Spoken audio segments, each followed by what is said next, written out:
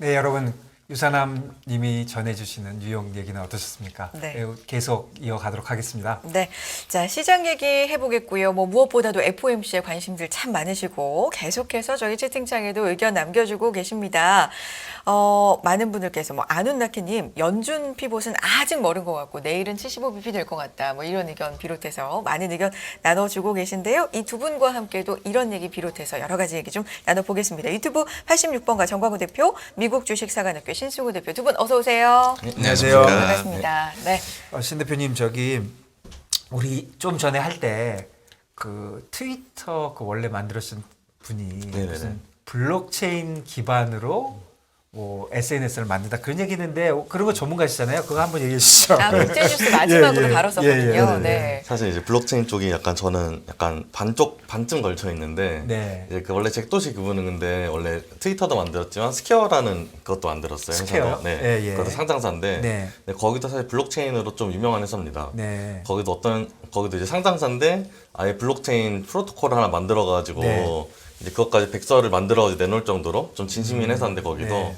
그래가지고 원래 잭도시 그분이 좀 블록체인에 관심이 많으시고 네. 그래서 이제 이거를 SNS에서 이거를 가져가겠다는 거는 사실 네. 블록체인 업계 쪽에서 보면은 좀 너무 되게 할 만한 일인 게 이제 SNS에서 보통 가장 큰 문제라고 보통 받아들여졌던 게 중앙에서 알고리즘을 바꾸면은 그러니까 이제 운영사가 있잖아요. 네. 운영사에서 알고리즘을 바꾸면은 그러면은 내가 보는 화면이 다 그 사람들 입맛에 맞게 바뀐단 말이에요. 그렇죠. 네, 그래서 유튜브에서 네. 알고리즘을 바꾸면은 그래서 그렇죠. 유튜브에서 나는 경제 쪽이 뭔가 알고리즘 띄우기가 좀 내가 볼 때는 적절하지 않은 것 같다. 네. 나는 대신에 시사 쪽을 더 띄우고 싶다. 아니면 정치 쪽을 더 띄우고 싶다 하면은 이제 저희는 좀 내려가고 연합뉴스 자체도 원래 이런 식으로 이제 바꿀 수가 있잖아요. 네. 네. 근데 이제 그 크리에이터 입장에서 보면은 납득할 수 없을 수도 있단 말이에요. 그렇죠. 근데 이제 이걸 블록체인 위에서 만들면은 그런 어떤 부분이 되면은 서로가 이제 자기가 가진 토큰에 비례해서 투표를 할 수가 있게 됩니다. 그래서 이거에 맞춰가지고 이제 알고리즘을 이제 자기네들이 이제 좀 합의해서 만들 수도 있고 또 프로토콜을 한번 살짝 읽어봤는데 네. 여기가 약간 그 자기한테 보여주는 알고리즘을 자기가 많이 이제 조작할 수 있도록 되어 있는 듯이 보이더라고요. 네. 그래서 이거는 저도 이제 일단 웨이트리스트에 걸어놓고 지금 여기 클로즈 베타를 좀 기다리는 중인데 이게 제가 볼 때는 이제 그래서 크리에이터 입장에서는 이제 중앙에서 뭔가 알고리즘을 바꿔가지고 어떻게 보면 약간 일종의 독재라고 볼 수도 있죠. 플랫폼은 독재를 하는 거니까 기본적으로 목표가. 그런 네. 장점이 있군요. 근데 네네네. 저는 이쪽에 진짜 잘 문외한이긴 한데 그런데 이 블록체인으로 돌리면 이게 서버가 더 많이 돌아가야 되고 그런 문제가 있지 않나요? 원칙적으로는 사실 네. 서버가 많이 들어간다기보다는 클라이언트 쪽의 부담이 엄청 커집니다. 예. 네. 그래서 사실 저는 예. 이걸 어떤 식으로 해결할지는 좀 봐야 될 것 같은 게 네. 보통 D앱들이 이제 모든 부분을 다 블록체인에 올리는 게 아니라 예. 필요한 부분에서 돈 결제 관련된 부분이라든지 예. 그런 부분만 이제 블록체인에 올렸는데 네. 얘는 이제 어떤 식으로 왔다 갔다 할지 좀 봐야 될 것 같습니다. 어쨌거나 네. 원래 D앱들이란 게 물론 이제 기존 앱에 비해서 효율적이긴 굉장히 어렵긴 한데 기본적으로 네. 기술적으로 효율적으로 만들려고 만든 앱이 아니니까. 네. 근데 이제 어쨌거나 서비스 가능한 앱들은 있었기 때문에 네. 어떻게든 이건 만들어서 나오겠죠. 네. 그렇네요. 이게 어떻게 잘 돼갖고 막 커지면 또 우리 또 머스크 분께서 여기에 대해서 또 말 많으시겠네요. 그렇죠. 근데 마침 또 트위터는 또 이제 유료화를 약간 해가는 네. 듯한 모습을 보이고 있거든요. 근데 저는 약간 놀란 게 이게 잭도시 어쨌든 이분이 어떤 의미에서는 파는 건데 파는 사람이 옆에다가 다른 치킨 가게 판 사람이 옆에 치킨 가게 만들면 원래 안 참 그 되잖아요. 문화가. 그래서 좀 네, 약간 근데 뭔가 상관성 아닌 것 같은데. 네, 어그리먼트가 좀 있었나 봐요. 그러니까 당연히 하셨겠죠. 그러니까, 근데 제 생각에는 서로 신경 크게 안 썼을 것 같은 게 네. 이게 SNS라는 게 생각보다 이게 쓰는 사람들이 많이 이제 그 성격에 따라서 많이 나뉘기 때문에 직접적인 경쟁자가 아니라고 생각했을 수도 있어요. 그런데 예를 들어 가지고 이제 뺏길 수 있을 것 같은데 이거는. 네. 저도 좀 네. 이게 어떻게 콜라보할지 궁금하긴 네. 한데 네. 일단 트위터는 약간 유명인들, 실명 인증된 사람들은 다 이제 20불씩 돈 받겠다 월에 네. 그런 약간 유료 구독제로 넘어가는 느낌인데 이거 어떻게 할지 봐야 되겠지만 제 생각에는 일단 대부분 내고 쓸 것 같기는 하거든요. 네. 왜냐면 워낙 중요한 언로가 되었기 때문에 지금은 이제 네. 그래가지고 SNS 그쪽도 기술과 연결되면서 어떻게 발전이 될지 너무 재밌습니다. 그러게요. 트위터 블루스카이 얘기가 이제 또 나와서 네네네네. 전문가시니까 여쭤봤고요. 네. 시장 얘기 조금 더 FMC. 해볼까요? 네네네. 네. 그래서 이제 FOMC에 대해서 사실 이제 뭐 페드워치는 사실 75bp를 그냥 점치고 있는 듯 보이고요. 네. 이번에는 그냥 뭐 제 생각에 그렇게 될 것 같기는 한데. 11월? 네. 네네네. 11월은. 네. 네. 근데 이제 제가 한번 궁금했던 게 보통 말을 할 때 어조가 좀 바뀌는다고 약간 느낌을 받았어요. 이때까지는. 그렇죠. 그러니까 바뀌는 거를 한번 좀 약간 도식화를 해서 정리를 해와봤는데요. 네. 이제 FOMC가 한 다음에 이제 FOMC 그 스테이트먼트랑 그다음에 이제 그 다음에 이제 컨퍼런스 프레스 컨퍼런스가 있잖아요. 예, 예. 그 트랜스크립트를 워드 클라우드로 만들어 왔거든요. 아, 정말요? 네네네네. 그래가지고 이걸 한번 쭉 보시면은 조금씩 변화가 나오는 게 네. 보이는데 이제 21년 6월부터 한번 보면요. 이제 뉘앙스 차이를 되게 미세하게 알 수 있을 것 같아요. 조금씩 있어요. 네네. 조금씩. 네. 어. 근데 이제 그래가지고 이제 2021년 6월부터 보면은 네. 이때는 인플레이션 엑스펙테이션이에요. 그러니까 이제 이때는 인플레이션이 있는 거는 알겠는데 얘네가 좀 적당히 줄어들 걸로 기대를 했던 것 같아요. 이때 문구는. 그래서 알아서 좀 자생적으로 사라지지 않을까. 예. 이때까지는 그랬는데 근데 이제 저런 거를 우리가 워드 클라우드? 클라우드라고 그러는 네네네. 거니까. 그러니까 저 거기서 글씨가 큰- 예. 크면 크면 많이 언급된 많이 거고요. 많이 얘기한 거고요. 그래서 좀 쬐깐하면 이제 좀 덜 언급된 거고. 조금하면. 네네네. 아이고 죄송합니다. 네. 제가 또 충청도 사람이라. 네. 그래가지고 이제 7월에서는 이제 그 전이랑 안 나왔던 게 이제 소스트롱 이코노미. 그러니까 이제 경제가 쓰러지질 않는다. 네. 예. 그러니까 강하다. 인플레이션이 그렇네요. 생각보다 안 잡히는데 예, 약간 예, 이런 예, 느낌으로 예. 이제 발표를 했던 걸로 보이고 예. 그랬다가 이제 그 다음에는 바로 테이퍼링 언급이 나왔어요. 예. 그래가지고 이게 9월에 나온 언급인데 아 이제 테이퍼링은 진짜 해야겠다. 해가지고 이제 테이퍼링이 처음으로 언급이 나옵니다. 그 전에는 테이퍼링 언급이 없었거든요. 네. 이게 되게 쬐깐하게 보이지만 이제 우측 하단에 테이퍼. 아, 이- 그렇네요. 네. 예, 테이퍼가 나오네요. 네네. 예. 그래서 여기서 이제 테이퍼링이 처음으로 나오는데 말을 많이 하진 않았는데 이제 저런 거 한마디만 해도 사실 유의미한 말이 되기 그렇죠. 때문에. 예. 네네. 그래서 저 테이퍼링 얘기가 또 꽤 나왔고 그 다음에 이제 11월에 가니까 아 나는 인플레이션만 중요한 줄 알았더니만 그러니까 이제 고용이 꺾이질 않는다는 얘기가 여기부터 나와요. 아, 네. 그렇네요. 그러니까 레이버 마켓이랑 맥시멈 임플로이먼트가 이제부터는 거의 매달 나옵니다. 고용 얘기가 그러니까 1년 전부터. 네, 그렇죠. 딱 한 계속해서. 1년 전부터 네. 이제 저는 한 10년 전에 한 얘기였네요. 그 사이에 너무 일이 많았어서 네, 예. 예. 그래서 그렇게 해서 일단 이때부터 노동마켓에 대한 이야기를 계속 하고요. 네. 그 다음에 이제 보면은 이제 또 맥시멈 임플로이먼트 어게인 그래가지고 이걸 또 반복을 하고 한 번은 네. 죄송한데요. 저기 네네. 색깔의 의미가 있습니까? 색깔은 의미 없습니다. 색깔은 랜덤입니다. 예, 예. 네. 크기 중심으로. 네, 크기만 보시면 됩니다. 그 다음에 01년이 되니까 이제 맨 처음으로 나오는 얘기가 밸런스 쉿. 이전에는 연준 대차 대조표에 대한 얘기가 정성적으로 그러니까 딱 정확하게 나오진 않았는데 이젠 대차 대조표 진짜 어떻게 줄일 거냐 이런 식의 얘기가 많이 나왔던 것 같아요. 그런데 이런 저 그냥 네. 확실하게 밸런시트가 보이네요. 네네네. 그래서 저거 실제로 저거는 좀 한번 읽어봤는데 네. 그냥 질문이 다 밸런스 내용이에요. 어떻게 줄일 거냐. 그래가지고 이제 저렇게 크게 찍힌 거고요. 네. 그 다음에 이제 또 다시 스트롱 마켓 레이버 마켓. 레이버 마켓. 네. 네. 그러니까 노동시장이 죽질 않는다. 네. 나는 좀 이렇게 앞에서 했던 것처럼 밸런스 줄이고 이율 올리고 그러니까 기준금리 올리고 그러면은 좀 죽지 않을까 생각했는데 죽질 않더라. 네. 맞아요. 네. 그래가지고 그 다음에 이제 스트롱 디맨드. 스트롱 디맨드가 어디서의 스트롱 디맨드냐? 레이버 마켓에서. 레이버 마켓. 네. 네. 계속 나오네요. 네, 계속 나옵니다. 그래가지고 레이버 마켓에서 이때까지 쭉 얘기를 하는데 네. 근데 7월부터는 얘기가 좀 바뀌어요. 네. 7월에는 처음으로 리세션이라는 말이 나오거든요. 맞아요. 7월에 그렇게 했던 것 같아요. 네. 네네네. 7월에 처음 리세션이라는 말이 나오고 이때부터는 살짝 어조가 좀 바뀌는데 이제부터 이제 어차피 그때 다음이라고 해봐야 딱 한 번 남긴 했는데 네. 이제 restrictive policy로 얘기가 많이 나와요 여기서는 네. 또. restrictive policy라는 게 뭐냐면은 그 우리가 너무 레이버 마켓이 안 꺾이니까 이때부터 아예 대놓고 뭐라고 말을 했던 걸로 저는 기억을 하냐면은 그냥 실업률을 늘리겠다. 실업률을 늘려서라도 좀 잡겠다. 그래가지고 심지어 어떤 퍽스뉴스였던 걸로 기억을 하는데 거기선 기자가 뭐 실업률이 네가 말한 대로 늘면은 한 100만 명 정도가 잘리는데 너 이거 말하는 거 맞냐? 맞아요. 했는데, 그렇게 얘기했어요. 예, 맞아요. 예. 예. 그때 이제 그때는 또 약간 살짝 유화적으로 말해서 예, 시간이 예. 살짝 또 좋았다가 예, 맞아요. 실시간으로 예, 맞아요. 약간 축구 중계 보듯이 기억납니다. 거의 예. 그때 중계했는데요. 진짜 그랬어요. 저 무슨 말이지? 그랬는데 좀 이따 말 또 바꾸시더라고. 맞아요. 그래서 약간 말이 어조에 따라서 진짜 시장이 그냥 말 그대로 요동을 치던데 근데 기자들이 진짜 기자는 기자예요. 그 사람의 감정을 딱 긁어가지고 말을 안 하지 못하도록 그렇게 그쵸. 탁 하더라고요. 그러니까 기자들이. 예. 약간 좀 너무한 질문 아닌가 싶을 정도였는데 개인적으로. 네. 예. 근데 어쨌거나 그런 거에 딱 이제 그런 게 좀 어드클라우드 좀 반응이 조금씩 되더라고요. 그래서 저 때는 제가 기억하기로 리스트릭티브 폴리시를까지 하겠다. 그래서 어느 정도까지 리스트릭티브 할 것이냐, 어느 정도까지 이제 노동시장을 제약할 거냐. 그래가지고 일부러까지 좀 망가뜨려서. 그러니까 망가뜨려서 네. 일부러 망가뜨린다기보다는 망가뜨리는 걸 용인하더라도 잡겠다라는 식으로 맞아요. 언급을 몇 그렇게 번 얘기했어요. 했거든요. 예. 그러니까 바로 그렇게 질문한 거죠. 너 네네네, 그러다가 그쵸. 100만 명 실업하면 그쵸, 그쵸. 너가 어떻게 책임질 거야? 그렇죠, 그렇죠. 목표가 딱 100만 명 정도 실업하는 그 정도였는데. 너 그렇게 얘기한 거 맞아? 이렇게 물어봤어요. 예, 그렇죠.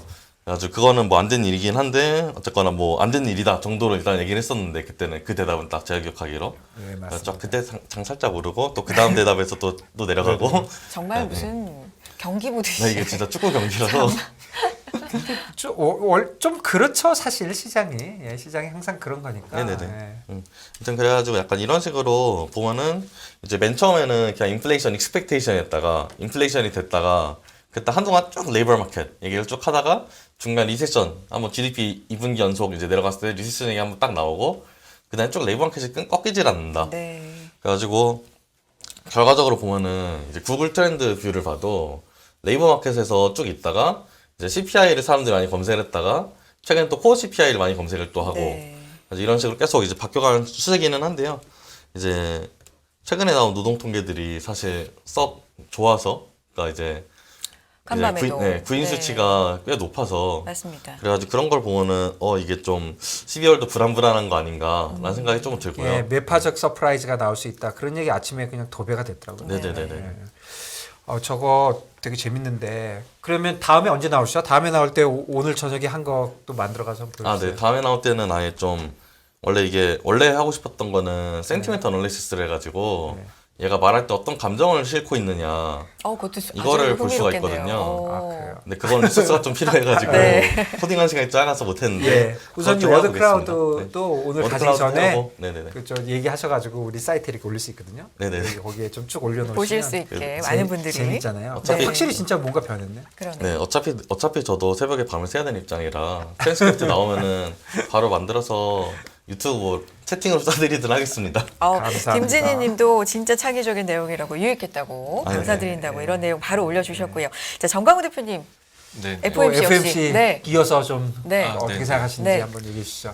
예, 사실 11월에 지금 관심이 엄청나게 쏠려 있습니다. 네. 특히나 이제 비둘기 피봇이냐 아니면 과도한 기대이냐인데 11월은 75bp가 뭐 어떻게 되든지 간에 네, 저는 결정이 무조건 된 것 같고요. 네, 네. 네. 다들 12월에 관심을 네. 가지시는데 제가 볼 때는 그 사이 데이터를 두 번을 더 보일 수가 있기 때문에 연준 입장에서는 매파적인 부분도 열어놓고 비둘기적인 부분도 열어놓고 데이터 디펜던트를 좀 외치지 않을까라고 생각을 그러니까 합니다. 고용지표 CPI, 고용지표 CPI 두 번 보는 거네요. 진짜. 예, 네. 그렇습니다.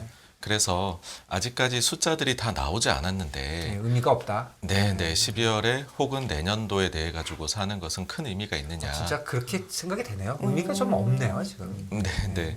그리고 또 한 가지가 뭐 경제 전망이나 그다음 점도표에 대해서도 말씀들 하시는데 사실 이번 회의에는 그런 게 나오지가 않습니다. 않죠. 예. 예.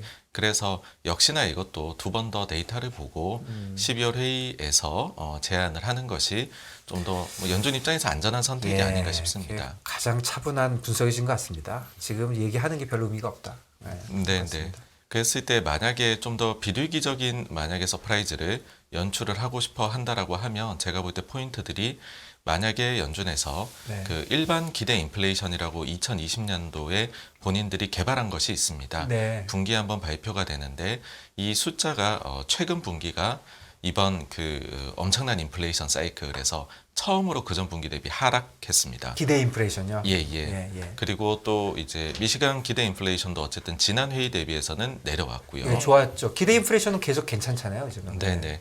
그리고 5년 기대 인플레라고 해서 5년 뒤에 그 이후 5년간의 평균적으로 인플레이션에 대한 부분도 지금 과거 대비해서는 좀 더 안정적으로 내려와 있습니다. 네. 그래서 지금 당장 인플레가 하락하는 게 보이냐 그러면 뭐 완연히 보이는 것은 아니지만 그렇지만은 장기적으로 봤을 때에는 앵커링이 잘 되어 있는 것 같다라는 이야기를 하면 비둘기적인 멘트를 여기서 이끌어낼 수도 있을 거라는 생각이 들고요. 내일 보다가 기대 인플레이션 얘기가 탁 나오면 사야 되겠네요.